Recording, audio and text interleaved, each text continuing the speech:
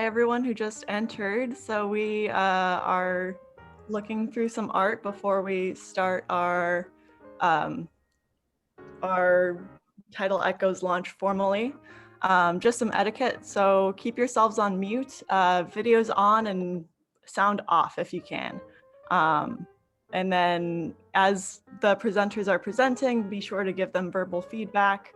Or nonverbal feedback, so head nodding and snapping and clapping. The chat is going to be on, so you can like quote any favorite lines you hear.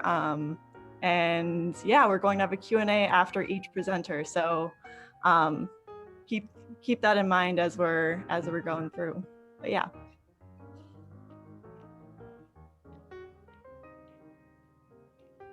80 people. Wish I had that camera to photograph that group.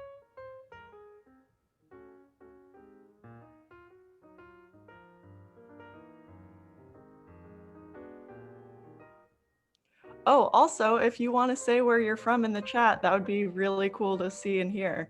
I see we have someone from Wrangell. That's awesome. Douglas, great. Perfect. Wow, lots of Anchorage and Skagway. That's awesome.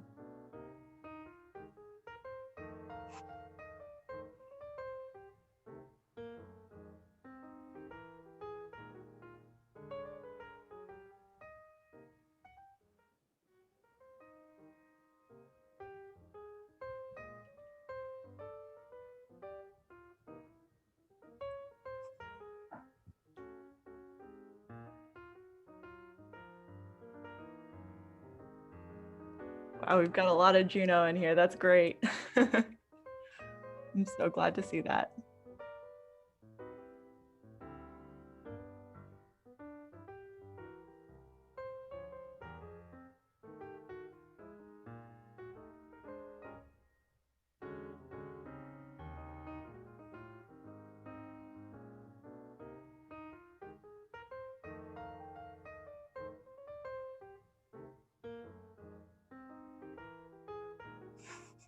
Saturn, intergalactic travel.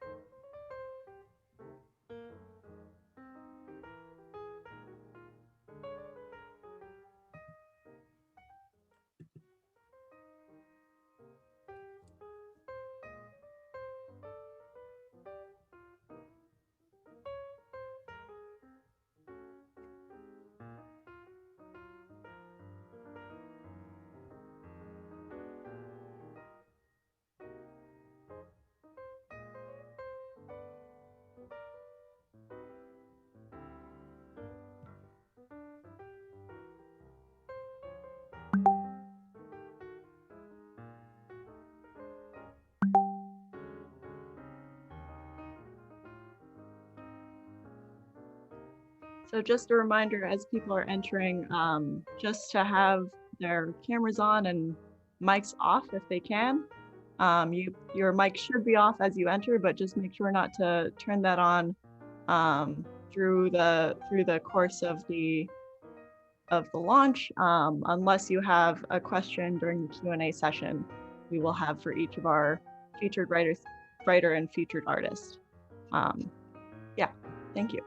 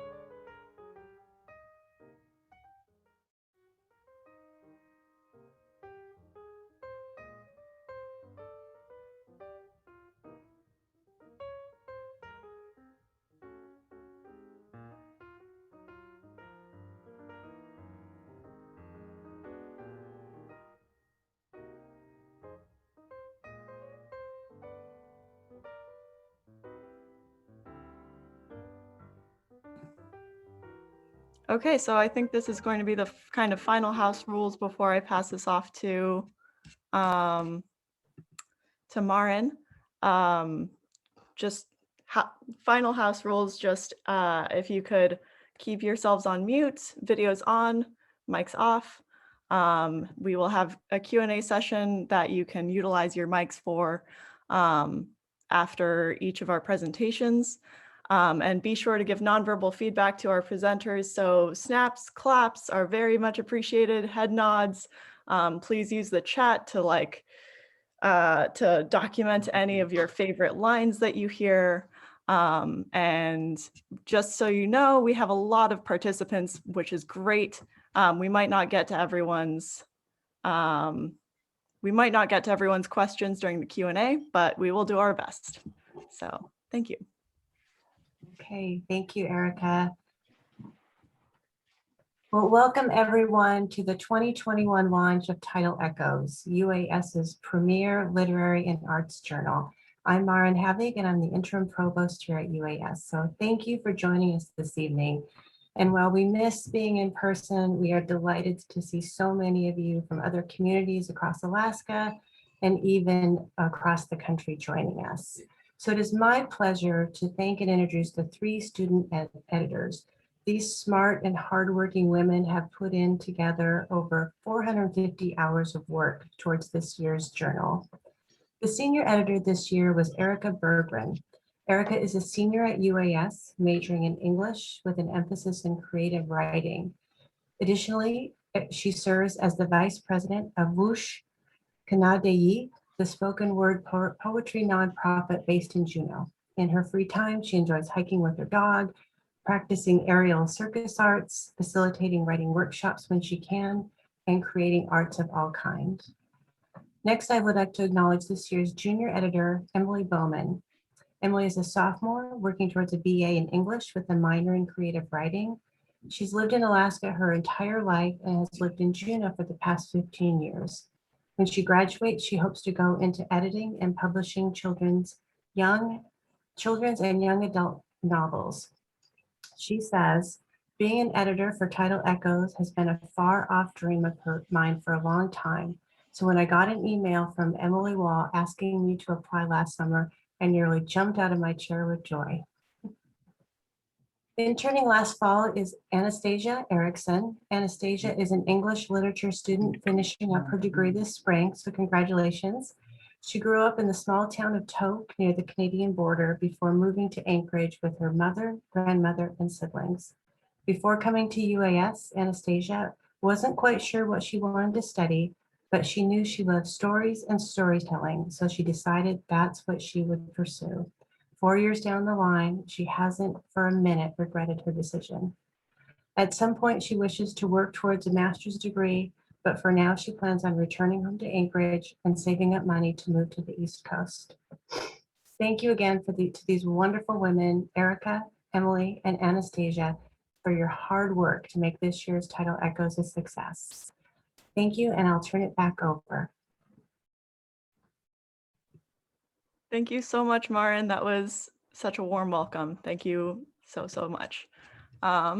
So firstly, we at Tidal Echoes would like to acknowledge that we live, write, create, and work on the land of the Akwaan people here at UAS and in Juneau. We are forever grateful to the Tlingit people who have been stewards of this land and innovators and creators since time immemorial. Gunashchish. So I'm just going to run through the program really quick to let you guys know how to expect this evening to go. So the editors are going to speak, which are myself and then Emily Bowman and Anna Ericsson. Then we will have Lily Hope present for 15 minutes, followed by a 10-minute Q&A. Those time estimates are somewhat dependent on how the Q&As go and our presenters and whatnot. That will be followed by Hank Lentfer, who will be presenting for 15 minutes as well, followed by another 10-minute Q&A, and then we will have closing thoughts with the editorial team. So yeah, thank you all so much for being here. As Maren mentioned, my name is Erika Bergren. I'm a senior at UAS and an English major with an emphasis in creative writing, and the senior editor for this year's Tidal Echoes. Working on Tidal Echoes has been an honor and a pleasure. To be able to connect with writers from all over Southeast Alaska and get a glimpse into their lives, especially during this time of social isolation, has been such a wonderful experience, and one that I will treasure for years to come. When I applied to work at Tidal Echoes as an editor, I had no idea that we were about to be thrown into a global pandemic. I'm really, really proud of what we were able to accomplish in keeping this platform going and so strong in the face of all the adjustments we've had to make working on the journal remotely. When I read all the submissions for this year, I was amazed at just how intimately and accurately all of our writers were able to capture this moment in history. I want to extend our deepest thanks to Chancellor Karen Carey, Interim Provost Maren Havig, who just spoke, and the interim deans of the Arts and Sciences, Paula Martin and Tom Thornton. Tidal Echoes is a university publications and one of the only ones in the country that has undergrads editing it. We would not be able to produce this without any of their support. So we are deeply, deeply grateful to them. Lastly, I want to thank Professor Emily Wall, our faculty advisor and one of my personal heroes. I've been having trouble finding the words to describe my gratitude to Emily. When I first came to UAS, I did so because I felt that I had lost purpose and direction in my life. When I signed up for Emily's Intro to Creative Writing class, I was a spoken word poet who wouldn't let anyone read her words on a page because I didn't trust that people would get the meaning without my performance of them. Emily encouraged me to be brave, to be precise. Her students will recognize the phrase, "You need to put your hand on the stove and not settle for being in the kitchen." And that's exactly what I and so many of her students have learned to do, to be brave and trust our words on the page, to put our writing first. I wouldn't be where I am today without Emily's constant care and work. Thank you so much for being my compass and my map when I needed them most. Thank you, Emily. Yeah, and with that, I'll pass it on to Emily Bowman. Hi, my name is Emily Bowman. I'm the junior editor for Tidal Echoes this year. Like Maren said, I'm a sophomore. I'm pursuing a degree in English with a minor in creative writing, and I want to go into editing and publishing children's books. So because of that, when I heard about Tidal Echoes when I was 14 from my old guitar teacher, I had a big dream that one day I would be able to be an editor. And I thought it was one of those things that was like, that's never going to happen. There's no way that's no chance. And then I took advanced creative writing from Emily last semester, and Erika was also in the class, and Emily Wall personally reached out to me and was like, you should really apply for this position. And I did, and I made it. And it's just like, wow, never thought I'd get here. So yeah, it's also super neat to be able to be a part of this edition because it's like a time capsule of 2020. So I know everyone's like sick of talking about the pandemic right now, but even looking back from hold on, let me collect my words a little bit. Even looking back at it in like a year, 2 years, 5 years, 10 years, whatever, it's going to be so cool to look back and just see that moment captured and frozen in time. And I'm really excited to see how that's going to work. Yeah, so all that being said, I'd now like to take a moment to thank some of the awesome people we've had the opportunity to work with, without which the journal wouldn't be possible. So firstly is Allison Krein. She is our amazing graphic designer. She made our journal so beautiful, put everything together. It's so lovely. Just wow, need to appreciate her for a second. Amy Bannerman is the go-to person for everything. She lets people into the building when we need to be, because obviously we're not meeting in person right now.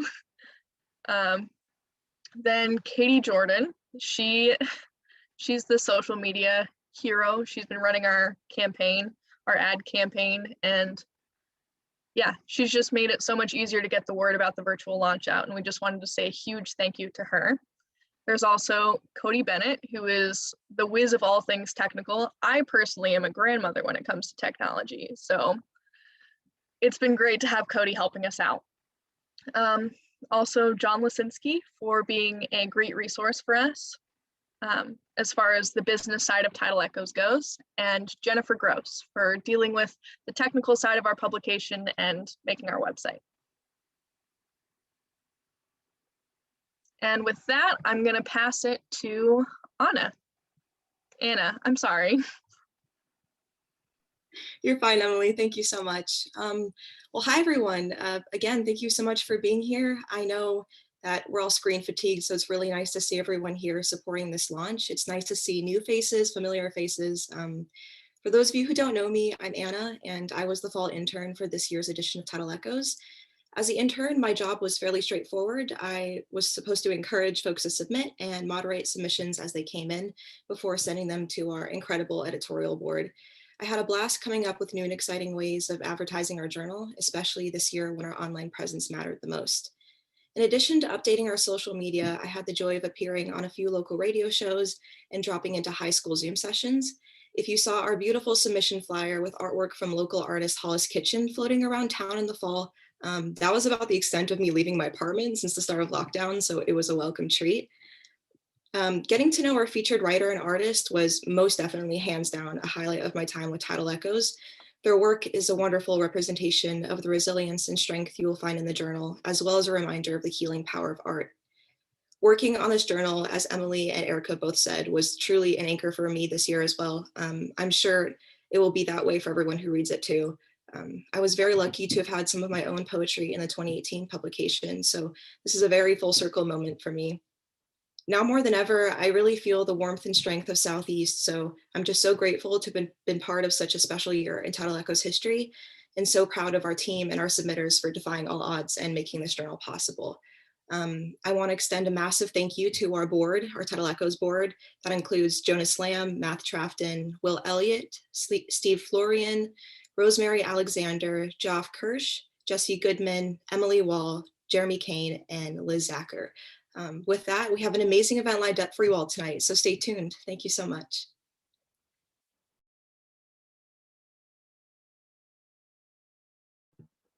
All right, thank you so much, Anna. I am going to go ahead and introduce our featured artist for this publication, Lily Hope.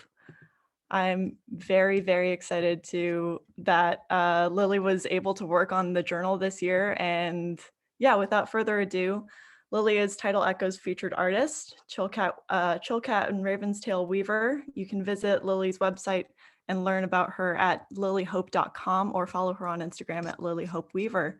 And yeah, Lily, I'm going to pass it on to you. Thank you all. Thank you. Kunas chish wishkin deinda at yuchet duasak. Said I wasn't going to get emotional. Whew. My Tlingit name is Wishkin Daindaat. I am a Tlingit weaver of the Chilcat and Raven's Tail textiles of the Northwest Coast.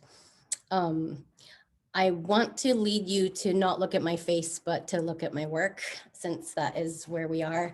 But I just wanted to also acknowledge, which I don't have in my slides, my mother, Clarissa Rizal.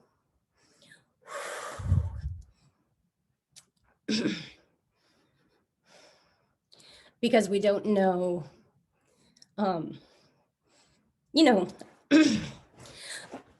being a mother myself and carrying on this tradition, I didn't realize the gravity of what she was doing when she invited me to work. And I'm not gonna cry so you can cry, okay? That's an actor trick, just so you know. I'm not gonna cry. I just kept saying yes every time my mother led me to the work. Thank you, Anne. Didn't realize that anytime I was saying, sure, I'll hang out with you, that my mother, Clarissa Rizal, was training me to take her place, to literally wear her shoes. And I do, if you see me at the grocery store and I'm wearing El Naturalistas, those are my mother's shoes. I'll take the emotion away. No, just kidding. I'll move into the emotion with you and talk to you about chilkat weaving on the Northwest Coast. I'm going to share my screen. I know how to do this, except it's not here anymore. Just kidding. Maybe I'm not going to share my screen. Cool. Sharing screen. So I'm a chilkat weaver here in Juneau, Alaska. I teach, and actually all of my teaching has gone completely online. So this should say chilkat weaver, artist, teacher. I used to teach 6 classes a year, and now I'm teaching every other Sunday, or holding space for weavers across the nation and into Canada every other Sunday.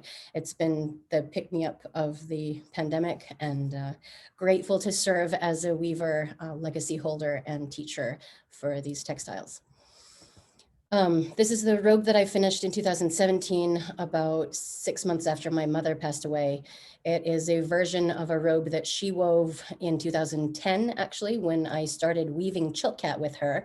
I wove like this small, I don't know if you can see my little cursor, but like this little hand area with a circle and blue C-shaped thing. That's what I wove on the original blanket in 2010. I had been weaving Raven's Tail long before that, but this particular blanket now lives at the Portland Art Museum and is part of this lineage of weaver teachers that is myself, my mother, Clarissa Rizal, her teacher, Jenny Clenot, the last master chilkat weaver, and Jenny's teacher, Clara Benson. So that 4 in a lineage of weavings.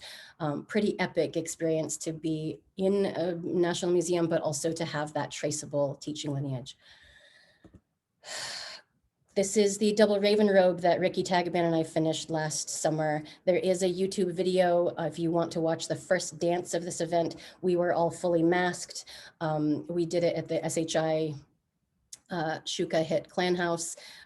Again, like 10 or 11 of us, we were like really keeping the numbers low, all masked, and Scott Burton filmed some of it. Sydney Akagi, Annie Bartholomew were there photo documenting. So this is a merging of Annie and Sydney's work, these photos. If you get the chance to make art with someone like Ricky Tagaban, who like completes your sentences, who completes like when you're like, oh, maybe I want to do like a hers or a his, and he goes, maybe a theirs collection. We were like, oh, we have to do this. So find those artists that you fire up together and, you know, back each other up on stuff. It was, yes. Thank you, Ricky, for weaving this blanket with me. It wouldn't have gotten done without you.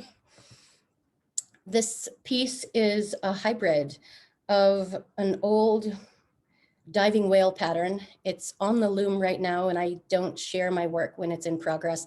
Although starting in May, you may be able to come down and see this blanket at the Alaska State Museum during the Spirit Wraps Around You exhibition that is opening the first weekend in May. So plug.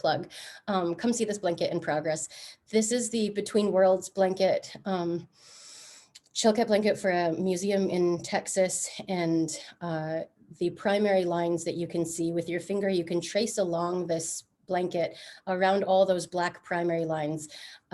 It's a diving whale pattern that's kind of a hybrid of 2 or 3 of the oldest diving whale designs. And then what you see coming through in this light orangey brown and the light, you know, turquoise is hand-dyed yarns of the 300-year-old techniques of this being pushing through the glass, or pushing through the veil, as we talk about the chilkat blanket as the veil between worlds, from our physical realm and the spirit world. So this being, it might be a teacher, it might be an ancestor, but it is, you know, peering at us through this current work. So there you go. And I always like, all of my other work is rooted in this spirit, in the spirit of chilkat blanket making. I don't know the gravity of that spiritual work. I just keep going to the loom because when I'm not at the loom, things fall apart. So I just keep returning. I was not a solitary artist prior to working on chilkat blankets. I didn't love organization. I was not particularly, you know, regimented about things or had to have things all in their own places, but chilkat restructures your brain to organize chaos. And it is a delight to be in it most days. this piece of work, and you may know this man, David Eckerson. He is Douglas Dave Care over here on 5th Street, husband to Miss Lager, if any of you had her as a teacher. And this mask, thank you, David, for modeling this. This is the Chill Cat Protector mask that really launched my 2020 into the realm where we are sitting now. I don't want to speak too much about it. I actually, if this works, I actually want to do this. Open. Nope, can't do it. Not going to show you. There's a small video that I could share. Maybe I will. Hold on. Can I actually share it from here? That is the question. I do want to share this with you. So how do I share screen and then pick this one up? Sorry for the glitch. This. Can you see this and then make this full screen? I can do this and then press play. So I'll be quiet for a second. For hundreds of years, Chilkat blankets have documented history, clan migration, and stories for the indigenous peoples of the northwest coast of America and Canada. Chilkat Protector serves as a record of this time. In the future, people will know we were here, we took care of each other, and we survived. We are still weaving.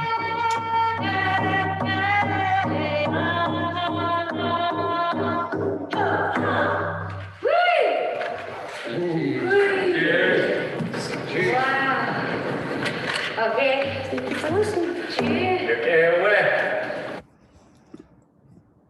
Thank you for letting me pop off and do that.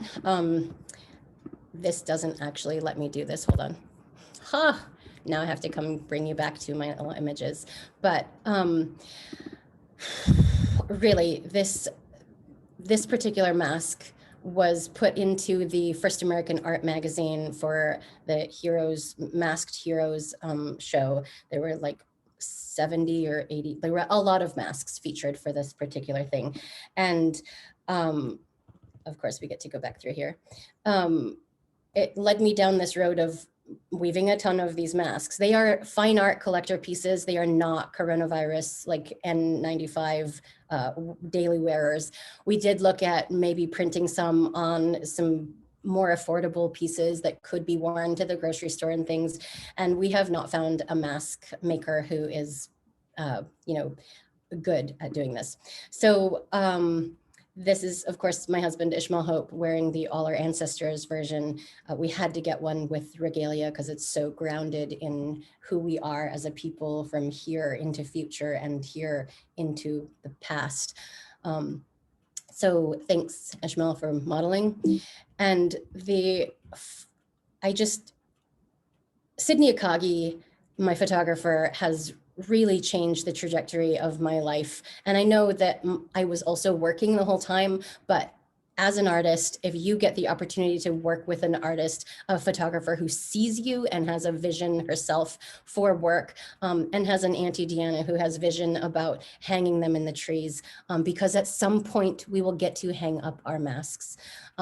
So this is, hopefully this image will have some lasting impact, not just here now, because we can imagine hanging these someday. This is my Aunt Deanna on the left, my eldest child, Elizabeth Hope, who may be a storyteller rather than a weaver, but maybe she will weave stories, and myself.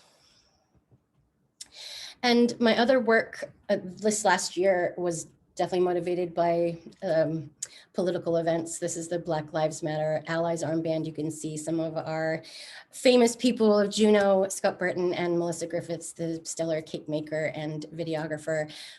Actually videographer and cake maker, if you're looking at them, you know who's who. So this armband was built for the mentality of when a person of color, BIPOC, is in the presence, in public, and is having an altercation or a situation where they feel unsafe. What can we do as allies to let them know that we are present, that we're willing to film, we're willing to speak, we're willing to advocate for them, stand by them if there is someone giving them a hard time, or they have 4 cop cars pull up around them and there's nothing that they're doing wrong. My vision for these was also to mass produce them in like cotton, but the hand woven form of this fist on the arm is like, we can don these anytime we leave the house as allies, so that when any person feels vulnerable, we can say, hey, in your peripheral vision, we're here. I'm raising my hand, I'm wearing it on my arm to show you that I'm your ally, call on me, make eye contact with me. You'll also note that this hand, which is grateful to Alison Bremner for letting me adapt her power fist. If you have her t-shirt with all of the colors of those form line fists, this one only has 4 fingers, right? It's got the 3 knuckles up and the one that's folded over. Because in Chilkat weaving, we don't weave 5-fingered hands.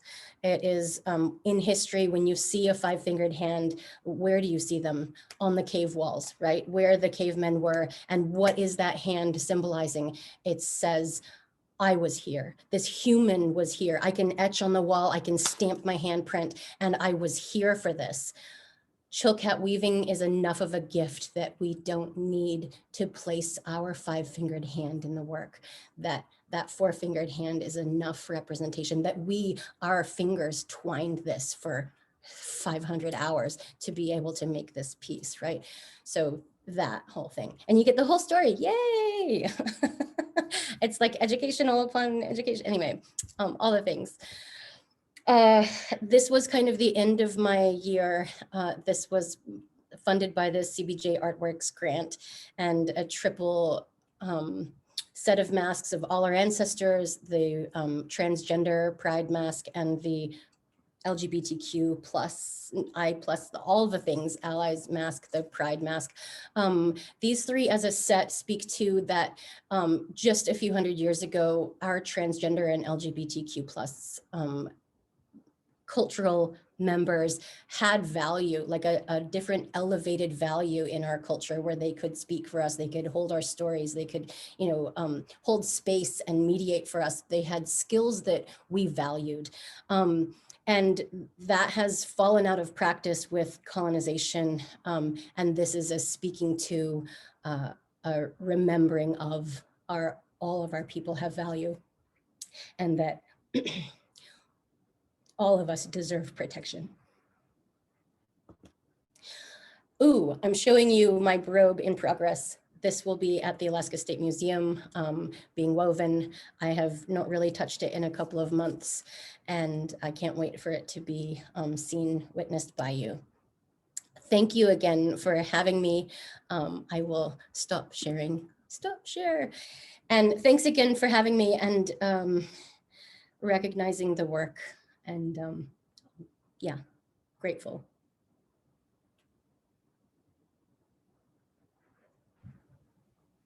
Wow, Lily, that was beautiful. So now we're going to start the Q&A portion of this. So if you have a question, feel free to put it in the chat. But while I'm waiting for everyone to get their questions typed, we've already prepared some.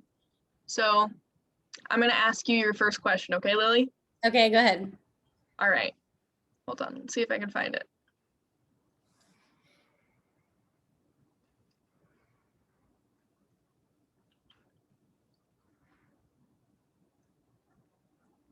Where do you see the future of Chilkat weaving going? Oh, world recognition, please.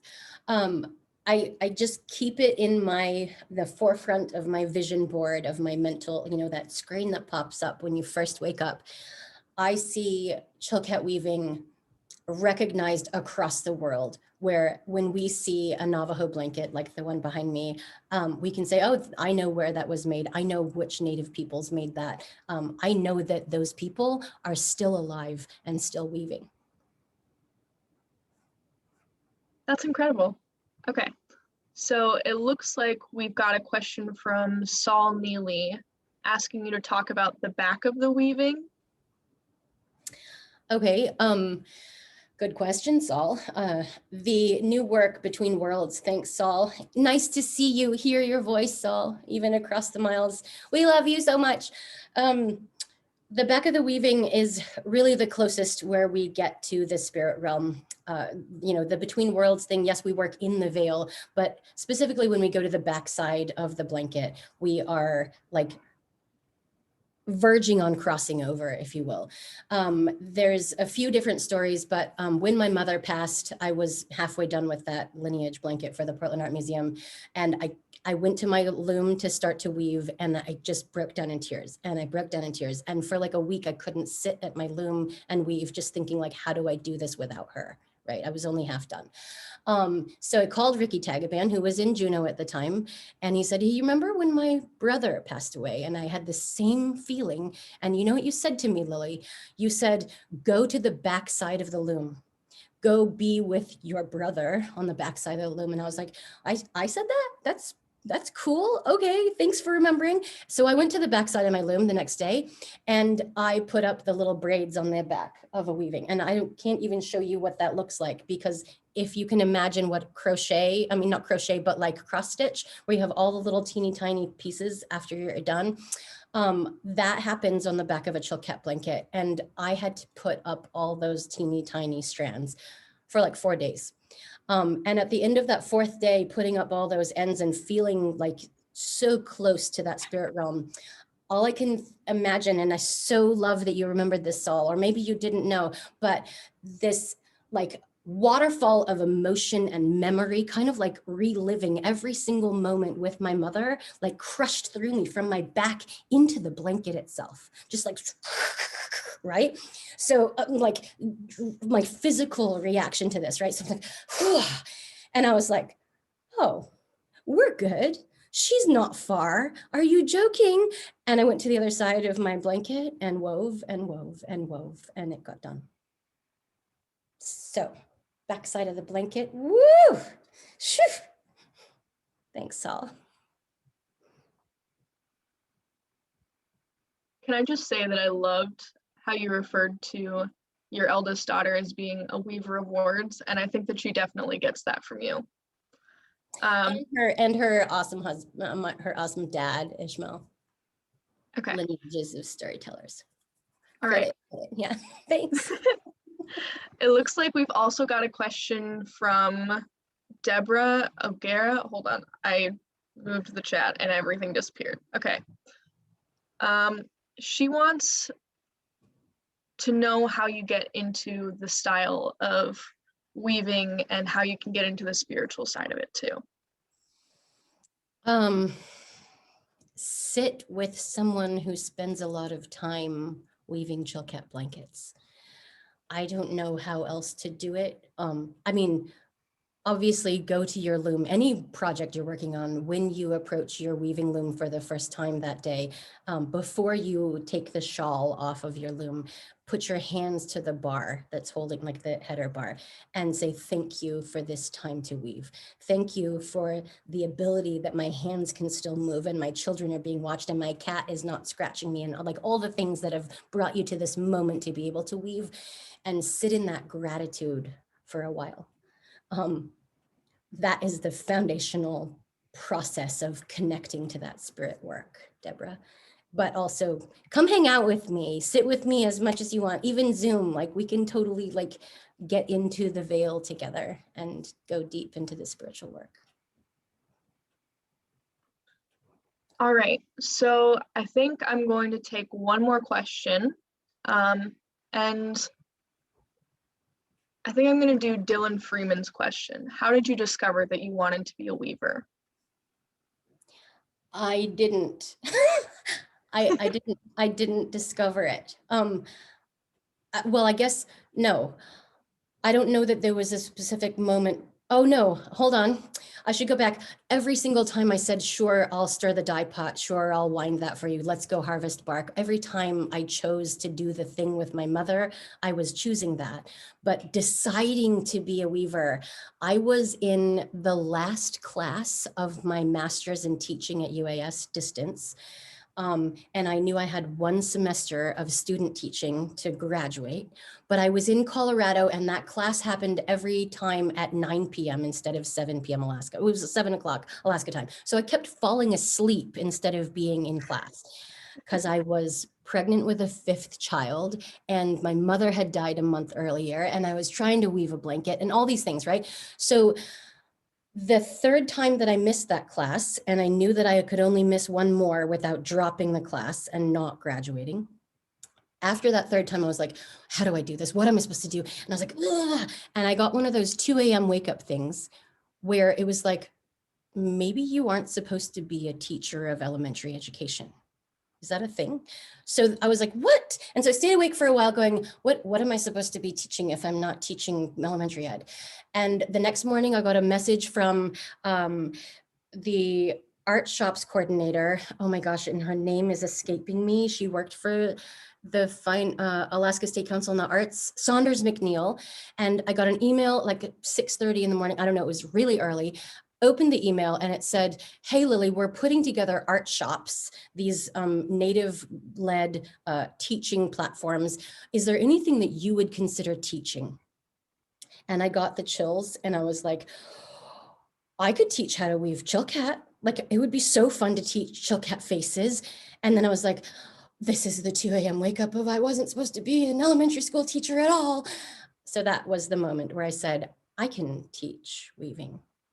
And from there, it's been present day history. That's really cool.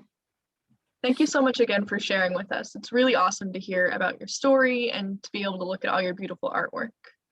Thank you. Yeah. And will you, sorry, I don't want to cut you off, but I do want to reply to Jonas, and I'll send you a Facebook message, Jonas, about how to balance work and art. Okay, thank you. Okay. Be quiet. All right. So next we're going to move on to Hank. Hank Lentfer is our featured writer this year. I would like to welcome him to share his screen.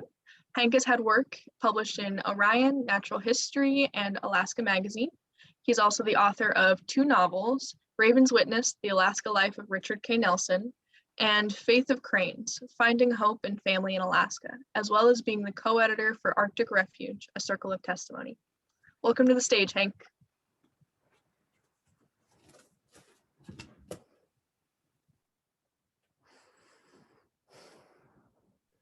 Yeah, thank you so much. And thank you, Lily, for sharing your art with us. I want to begin by sharing this bone. It's the leg of a deer that was severely shattered. This part of the bone was actually sticking out of the skin, and the healed part is very rough, and that part that was sticking out in the daylight is worn smooth by the elements. And this bone was found by a dear friend of mine who lived down in Sitka, Richard Nelson. I knew him as Nels.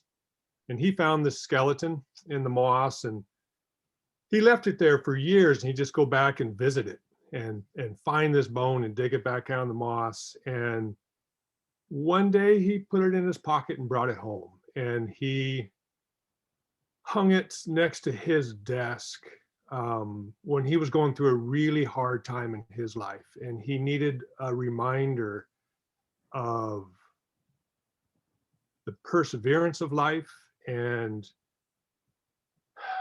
the yearning of life to heal itself, and that this, and to imagine what this deer lived through, the agony, as this bone was knitting itself back together. And as he was moving through the last months of his life, sick with cancer, he asked if there's anything of his I wanted, and it was just this. And so he died in the fall of 2019, and this now hangs by my desk. And I turned to it a lot, especially just last year, all that we've all been through. And I continually ask myself, what is the path of healing? How can any of us contribute to it? And if I had to distill my thoughts into one word, I would say story. That story, I know of nothing more potent than story to help with the healing. And the first step of any storyteller is listening. And the best storytellers are the best listeners. And my buddy Nels, who found this bone, was an exquisite storyteller and an exquisite listener. And listening is something that he taught me. This is this giant electronic ear that he turned me on to, and he moved through the world with holding that thing with headphones on, just to amplify the world and bring it in to his consciousness with more clarity. It's like listening through a telescope, and he loaned that equipment to me, and it changed my life. And we spent years out camping and just waking up early, going our separate ways, and giving the world a listen. And I ended up writing about Nels because his life is just such a wonderful example of the true wealth that is found through intentional and deep listening. I'm just going to read a couple of paragraphs.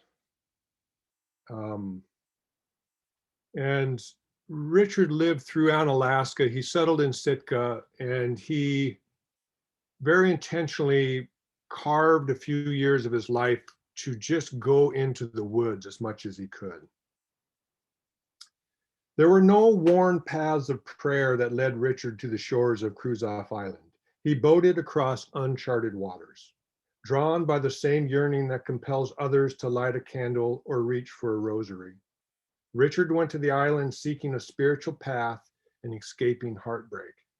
Hunting, surfing, and watching became his meditation, writing his discipline, the rainforest his cathedral, the deer his communion.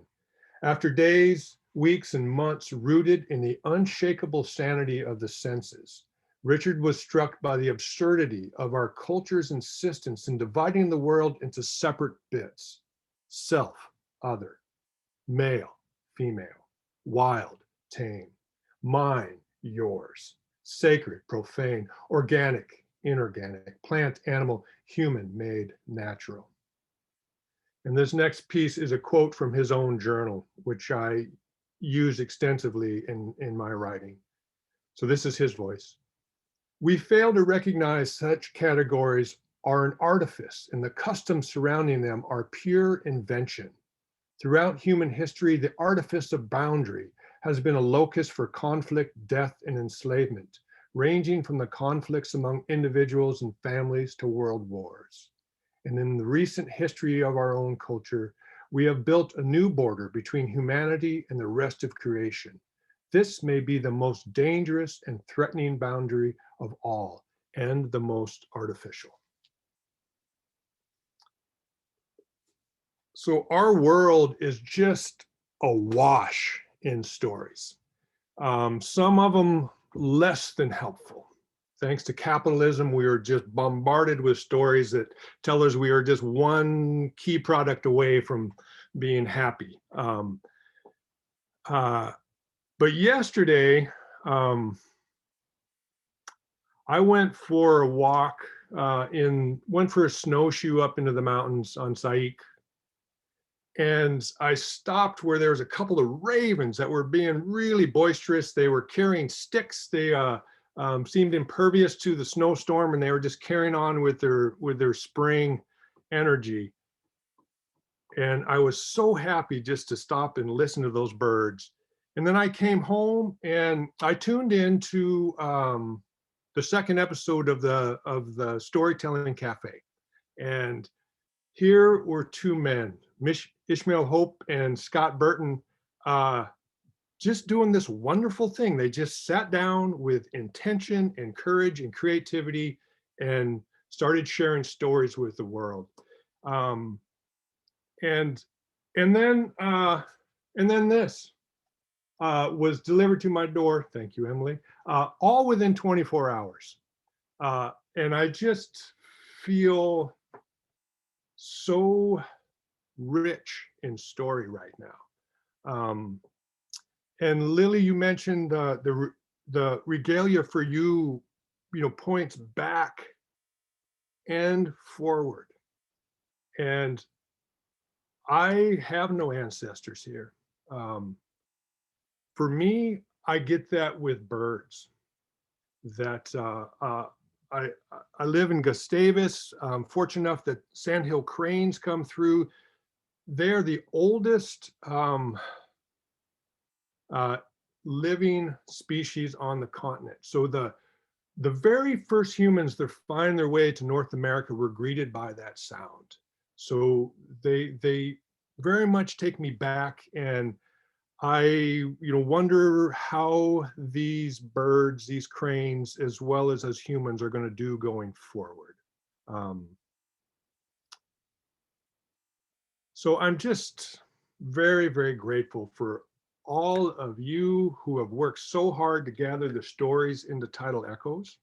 And I'm grateful to live in this place that has all of these wonderful stories, both from the non-human and human world, to counter all these less than helpful stories that are working to divide us, all these narratives of division. But my experience with these ravens yesterday led me to go back and dust off something I'd written years ago. And I'm just going to read a couple of paragraphs here for you. From halfway up a huge spruce, a raven launches into a long, impassioned speech that starts with a solid series of croaks, then builds into twittering, beak-snapping yelps before sliding into an imitation of a flying bullfrog. While the content of the speech is way over my head, there's no doubt about the sizzling style of the delivery. And to think that right now, as I write these words, there are thousands of such speeches spilling from trees in Finland and Kamchatka, from high rock perches in the Himalayas and low sandy basins in Death Valley. Every day, from the snow-crusted tundra to the rain-drenched jungle, ravens, like rebel monks in black feather robes, broadcast the bird's eyes news. What if we listened? What would happen if, for just 5 minutes, every talk show and TV tabloid, every courthouse and convention center, every politician, every chamber of commerce luncheon focused their attention on the nearest raven? What would happen if our two-party system moved over and made room for the party of corvids, squawking and rocking from coast to coast?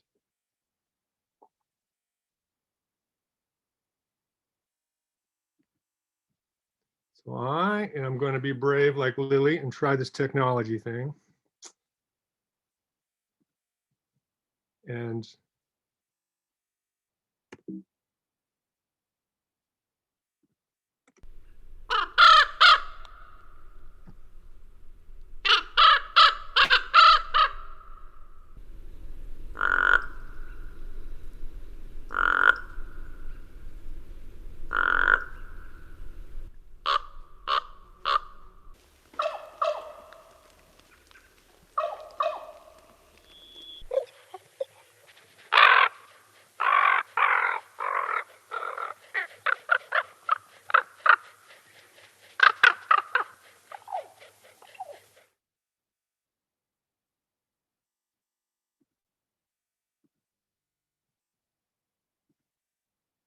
so thank you so much for including me in this gathering of stories. It's the best thing we have.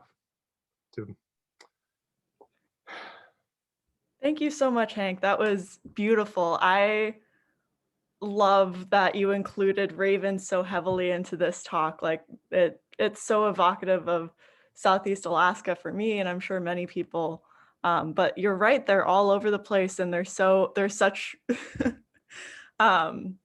eloquent speakers. They're very, I don't know, I've heard them do everything from imitate car alarms to produce like beautiful clicking sounds and all everything in between. So I just have a few questions. If people also have questions, feel free to share them in the chat, but I have a few to start off with. So how did you go about deciding to write Raven's Witness?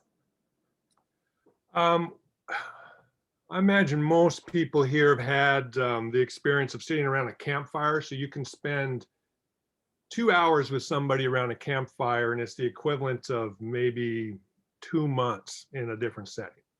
And Richard and I have no idea how many campfires we shared together, but rising up with all those sparks were all these stories.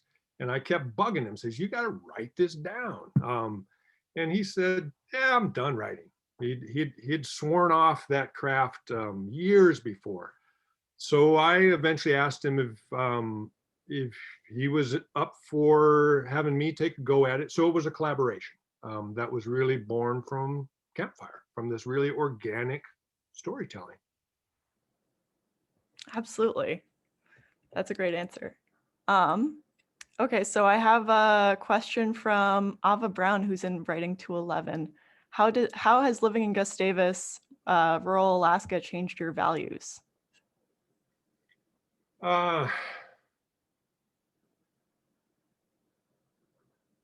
Gustavus, when people go there, one of the most common reactions is, oh my God, it's so quiet. Mm-hmm.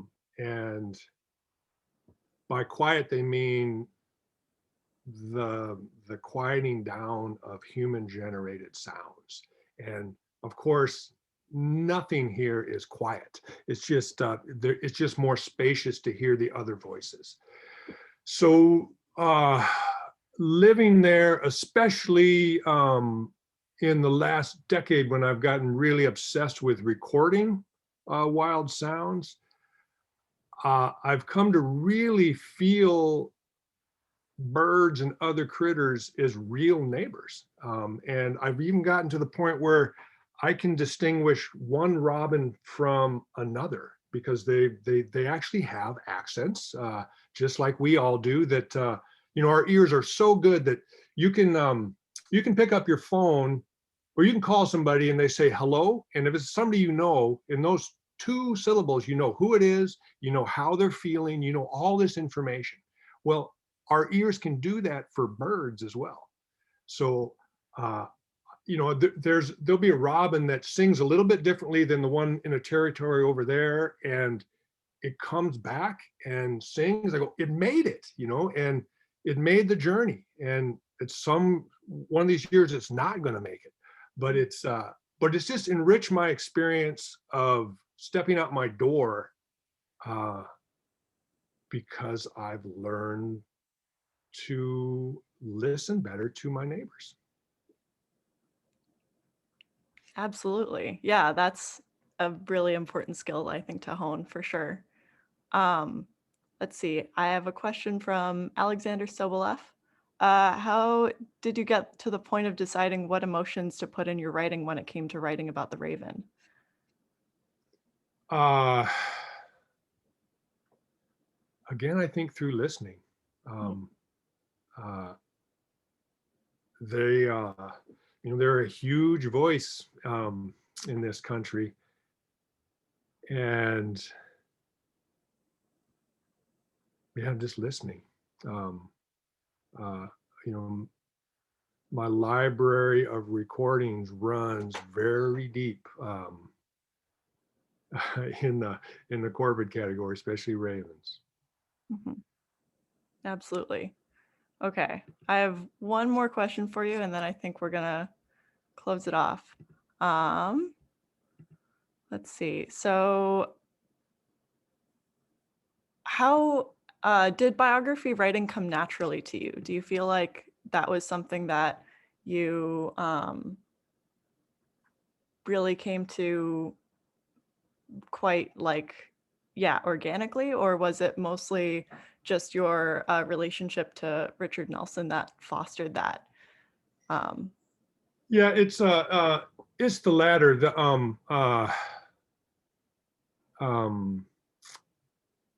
I've heard it described that stories, there's some stories that want to find their way into the world, and they'll go look for somebody to write them.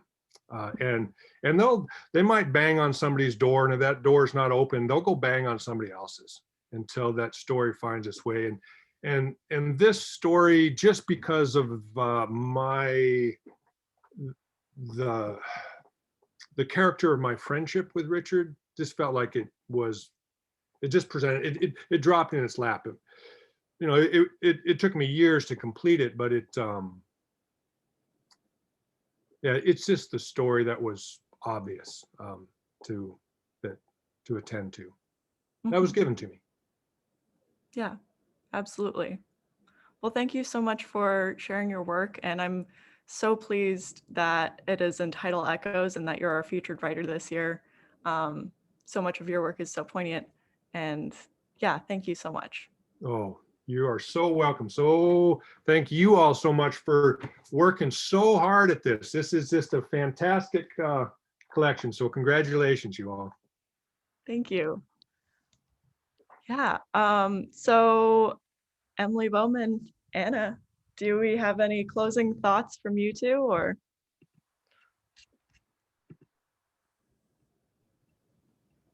I would just like to say a huge thank you to everyone who came tonight, because without you, the launch would not have been possible. Yikes.